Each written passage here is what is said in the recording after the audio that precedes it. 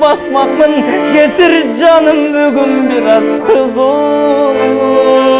Эми бул сүйүү деген бир бала экен да. Түшүнбөстүк эле бир нерсе менен эле таарынышып кетти. Ал бирөөгө тийип кетти. Буталанып, өрттөнүп, анан мен оон жаздым да. 19 күн дегенде миллион просмотр болду. Оон жазат экенимди, же болбосо ырдашымды билчү эмесмин. Эх, досум, көтөр музыканы.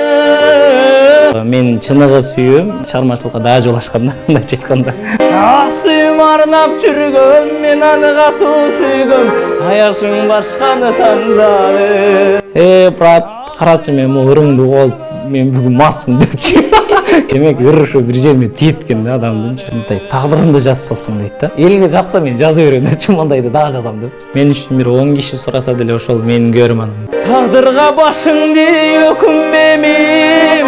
Мен өзү адам жакшы көрбөйт экенмин. Жакшы көрүп калган адамды унутпайт экен, ушундай жиндик. Адналип окшойм дейм да. Себеби бир адамды көп эстей берет экен. Жазганы ушул экен жараткандын. Эй, жалым өткөн күнгө кечир мени.